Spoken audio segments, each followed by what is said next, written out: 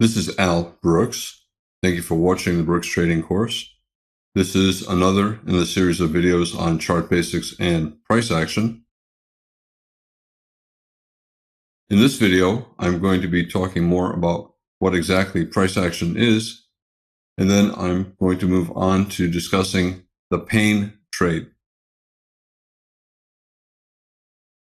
Price action is any representation of price movement on any financial instrument, on any type of chart, on any time frame. And 50 years ago, reading tape coming off a ticker machine was a type of price action analysis. Price is changing with every tick, every trade during the day. And every price change is an example of price action. So for example, here's the tick chart where every little bar is one trade. We went up, here we went sideways, we went up, we went down, we went up. Sideways here for a few trades at the same price, and then we went up. Sideways at the same price, and then we went up. This tick chart shows every trade that takes place during the day. Everything is important. Never dismiss anything as noise or unimportant. Some things that initially look like they're not very important often lead to great trades. I think that traders who talk about noise really do not understand the markets. They're either lazy or they're simply ignorant. There is no noise. Everything that happens for a reason. Noise implies that the movements are random. Nothing is random. All the trades are being conducted by computers with algorithms, and the algorithms are logical. Just because you do not understand the logic does not mean that it's random price action. It's not. Everything is for a reason. So whenever I hear somebody talk about noise, I simply think that they just don't understand. They don't understand what's going on. Look at this chart. We have 4 consecutive bull bars closing above their midpoints. Traders start buying closes. At some point, traders call this a buy the close bull trend. They wait for the bar to the close, and then they just buy. They buy the market, or they place a limit order to buy the close. If you're a buy the close bull and you bought right here and you see this, what's your feeling? Are you thinking, oh boy, we're going higher? Or do you say, gosh, that's disappointing? All right. So you have disappointed bulls who bought this close. Now, if you're one of those bulls, what are you going to do? You're going to place an order to get out break even. So you buy here, you're disappointed here, you place a limit order at that price to get out break even. And what happens? If enough traders do that, then the bulls are selling and the market goes down. The bears are always selling. The bears know that when they create this bar, they've trapped these buy the close bulls, and these bulls are probably going to try to get out break even when the market gets back to that close. These bears will sell more with a limit order at that close or a tick below that close, knowing that the bulls are going to sell there as well. So you get a give up situation. Somebody might look at this and say, it's just noise. It's not noise. It's happening for a reason. And that's true with every bar on the chart. Bulls giving up, so traders start to sell. They're expecting the bulls to give up here, so they sell closes. They sell above bars. Here's a bull reversal. They see 3 big bear bars closing below their midpoints. They believe the bull reversal is going to fail and become a bear flag, so they sell the bull close. We have a bear close here after the bull close. They sell the bear close. They sell below the bear bar. None of this is noise. It's all happening for a reason. Every bar is happening for a reason. Every now and then, someone asks me if the markets are different now from 30 years ago. And my thought about this is that all price action is genetically based. It's a reflection of rational human behavior, and that is due to our genes. And because that's the case, markets behave today the way they did 100 years ago, 1,000 years ago, and they will continue to behave the same way until we evolve into some kind of new species. For example, look at this chart. It goes back to the 1920s. Here's the 1929 crash. If I did not have these dates on here, you would look at that chart and say, oh yeah, it could be anything. It could be the euro versus the dollar. It could be the stock market. It could be Apple. It could be crude oil. It looks like charts that we look at every day, but yet it's not. It's from 80 years ago. Stock market crash, big sell-off, and when it bounced 50%, traders sold. 50% pullback. It sold off into a wedge bottom, spike and channel wedge bottom, and then it rallied to around 50% of that bear leg, and it tested this lower high. So now we have a breakout test of this low and a double top bear flag with this high, and we sold off again. World War II, we have two legs down, one pullback two, and a higher low major trend reversal. Bear trend, bull breakout, and then a double bottom, higher low. Traders buy. We got a pretty strong reversal up here, a pause. Traders expect a measured move up, and we get that. And that's also about a 50% retracement of that entire rally. We're looking at charts from decades ago, yet they're behaving the same as charts today. And that's because the market behavior is based upon human behavior and rational behavior. Traders behave rationally, just as they did back then. And if you have enough traders participating, all behaving rationally and in their best interest, this is the outcome. A chart that makes sense, and it looks the same today as it did back then. Doesn't matter if it's the Great Depression, World War II. Long before there were computer algorithms and high-frequency trading, charts looked the same. All markets and all time frames have the same price action. Here are three different charts. They all look very similar. One is a 5-minute chart, one's a daily chart, and one is a 1-minute chart, yet they all look the same. Price action is the same on all time frames. Now, which of these charts is General Electric, the stock, E-mini, and which is the euro versus the dollar forex market? Which is the daily chart? Which is the 1-minute chart? Which is the 5-minute chart? It's impossible to know because price action is the same for all markets. Doesn't matter if it's GE or forex market, and the same for all time frames. It doesn't matter if it's a 1-minute chart or a daily chart. And here's the answer, in case you're curious. Sometimes you'll hear traders on television talk about the pain trade.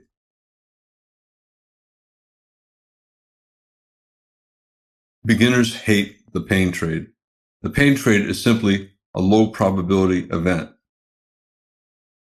When traders see a bull swing like this, a series of bull bars, 6 consecutive bull bars, they assume this is a bull flag and that we're going to continue higher. The probability is that we're either going to go sideways or more up. The probability is that we're not going to go down, at least not anytime soon. So if something is obviously unlikely, like a bear reversal, it is more likely than what it appears to be.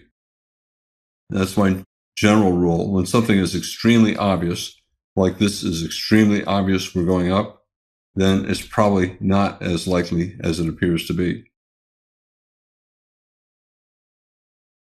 Whenever something is very unlikely, traders assume it's not going to happen, and they're positioned to the opposite. Here, a bear reversal is unlikely, so traders are buying pullbacks, they're buying breakouts, and bears are not willing to sell. But then something happens like this, and beginners are shocked. We had a bull breakout, and for an instant, this was a big bull trend bar, and then by the time it closed below its middle, it closed below the low of the past 7 or 8 bars. Despite the tail, it's a big bear reversal, closing below the low of 7 or 8 bars. The odds are we're going down. Bulls were heavily committed to their longs, thinking that the market had to go higher, thinking that the chance of a bear breakout was small. Now, all the bulls who bought anywhere in here, when this bar closes, they're all holding losing positions. They have to get out. The bulls have to sell. And the bears who wanted to sell higher and did not sell up here now are thinking, gosh, I got to sell lower. This is going down. Because a lot of traders are trapped into longs thinking the market should go up, they're often in denial when they see this bar. They see this big tail and say, well, maybe that's the end of the selling. Maybe we'll bounce back up. And if I bought over here, I'll get out break even on the bounce. It happens quickly, and traders don't adjust mentally fast enough, so they get trapped into a bad trade, coming up with reasons why the market will probably bounce and let them out without a loss. And they end up missing a good short. Professional traders, they get trapped into trades all the time, but they don't get upset. A professional trader sometimes will buy high, and they're not upset by the reversal down. If they believe the market's in a trading range, they'll simply buy more, trusting that it'll come back to their original price, and they'll make money on their lower entry and get out break even on their first entry. So they scale in. They know that 20% of the time a breakout will succeed and they'll lose. But because they know that 80% of breakouts fail, they can bet that breakouts will fail. They can buy high and then add on if it goes low, betting that the bear breakout will fail. They can sell high, betting that if it goes higher, it'll eventually turn down. So they'll sell more higher, betting that it's going to reverse, because they know that 80% of breakouts fail. Rally, reverse down, new low, reversed up, new high, reverse down, new low, reversed up. Eventually, the market will have a successful breakout, and they'll lose money, or they might lose money. If they're fast in understanding the price action, usually the breakout will give a clue before the breakout actually takes place, and then the fader will not take the fade on that final entry. Every pain trade is a breakout. This is a pain trade. A big breakout happens very fast, and beginners just get shocked. They are buying a series of bull bars. They see a bull flag, 2 little pushes down, 1, 2, they buy.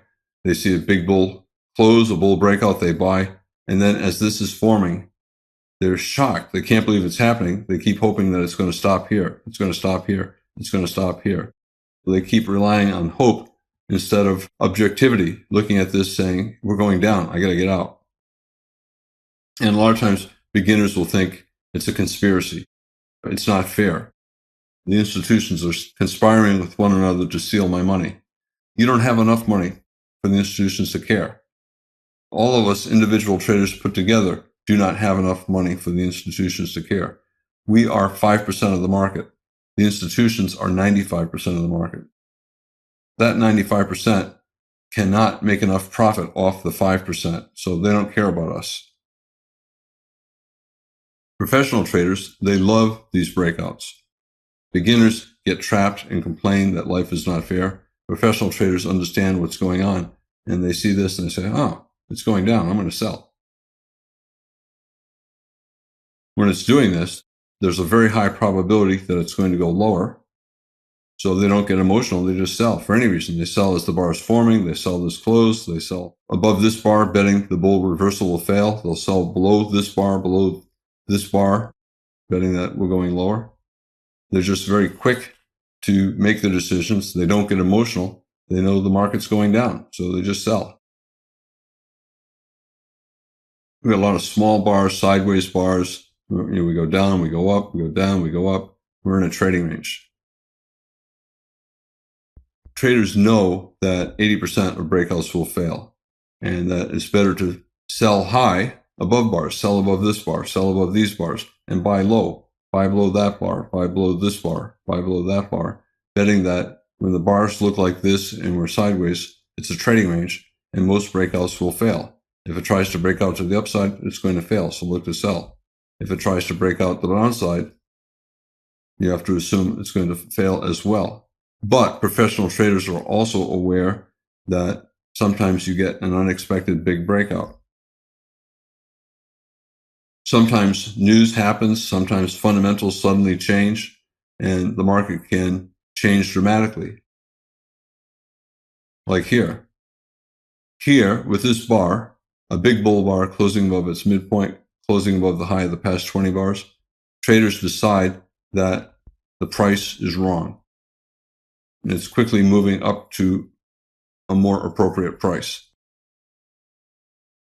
Beginners get paralyzed because they're hypnotized into believing that this is going to continue forever. Experts immediately react, the market's different. The market believes this price is wrong, it's going higher. So experts buy.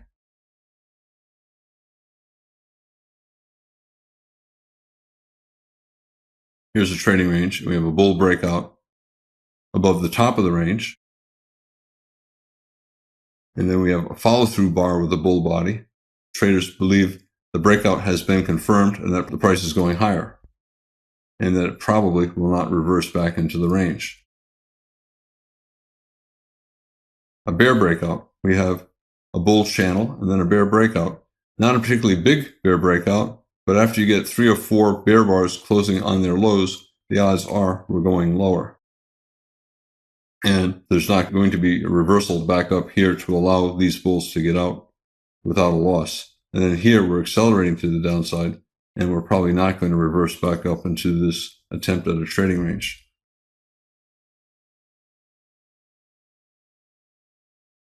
Now, how can a market break out if there's no news yet? Let's say there's no news here and the market starts to break out. Let's say here we're in a bull channel and we're starting to break out to the downside and there's no news. Markets often break out before news comes because buyers and sellers begin to sense that something is wrong, that the price is wrong. Maybe the price is too high. Maybe I should start selling some. Maybe the price is too low. Maybe we're going up.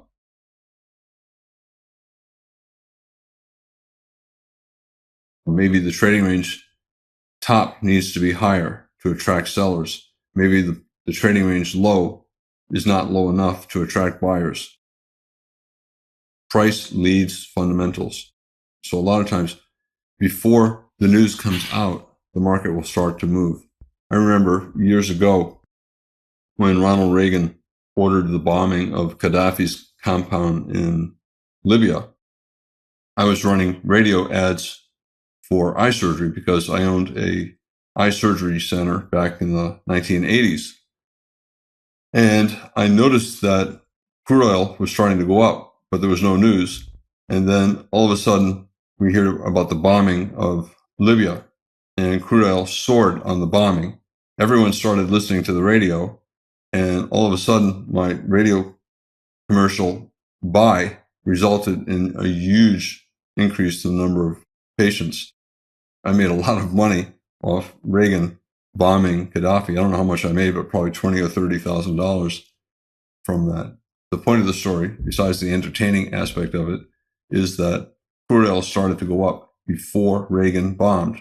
Yet, supposedly, nobody knew in advance that he was going to bomb Libya.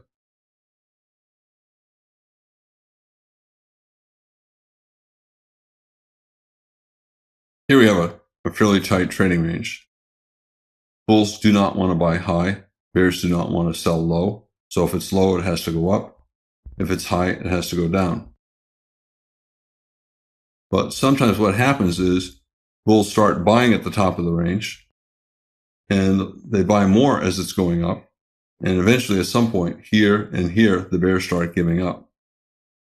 The bears start to sense that maybe the top of the range is not going to hold. Maybe this price is too low, and we have to reprice the market pretty quickly to find a more appropriate price. So bears stop selling at the top of the range and wait to sell much higher. And bulls, instead of selling at the top of the range, they buy. And when they start seeing this, they buy aggressively, knowing that price is too low. Bears are not selling. We're probably going higher. I'm always looking for a change in behavior. Well, the market is behaving like a trading range here. And then here, I'm starting to pay attention. A bull bar closing on its high, a gap close of this bar above the high of that bar, and then a bigger bull bar closing on its high, opening on its low. So there's urgency, and it closed above the high of the past 10 bars or so. And this bar is bigger than that bar. If you're quick to notice these things, and you were selling highs, you stop doing that here, and you start thinking about, maybe I should just buy the close. Bears are not selling, so we're probably going up. A lot of times, 15 minutes later, there'll be a news report, and you'll look at the news and say, oh, that's why it went up. A lot of times, the reason for the breakout is not clear at the time the breakout happens, and the news happens immediately after the breakout. Did the news cause the breakout? Was there some kind of insider trading? I don't think that's the case, but a lot of times the market will start to go up minutes before a news report is released because traders sense that the market is going to go up or down. Now, the pain trade, it's a breakout. And it's a breakout of any support or resistance, like a trading range or a trend line, or a bull or bear breakout of a bear flag, or a bull or bear breakout of a bull flag. Bear channel, so it's a bull flag. Probability is we're going to get a bull breakout. It's also a wedge bottom, 1, 2, 3, or 1, 2, 3. A wedge bottom, 2 legs sideways to up is likely. But what would be the pain trade? We have a wedge bottom. Traders assume bear channel bull flag, we're going up. So if it's more likely we go up, the pain trade is if we go down instead. Anytime something is obvious, like, oh, we're obviously going up, always think that maybe the opposite will happen.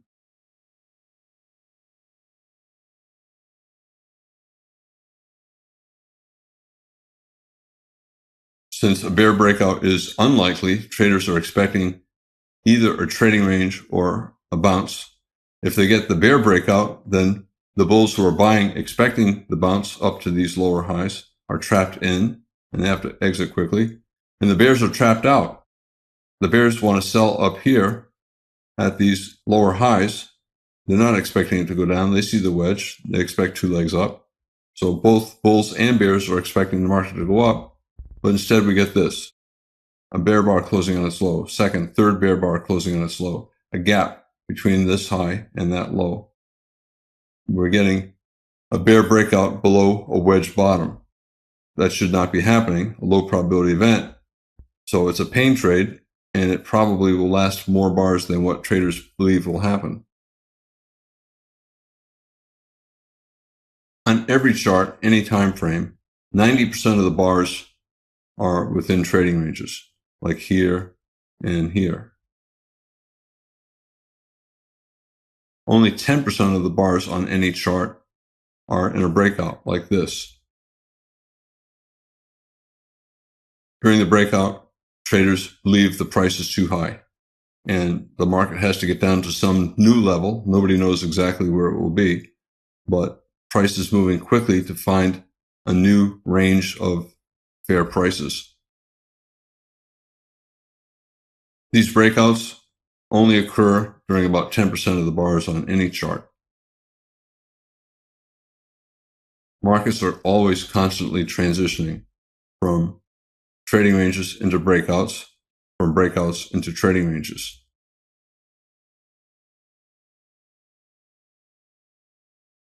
In this video, I talked more about what price action is, and I also talked about the pain trade. The pain trade is any breakout that appeared unlikely at the time that it occurred, and it traps bulls and bears in.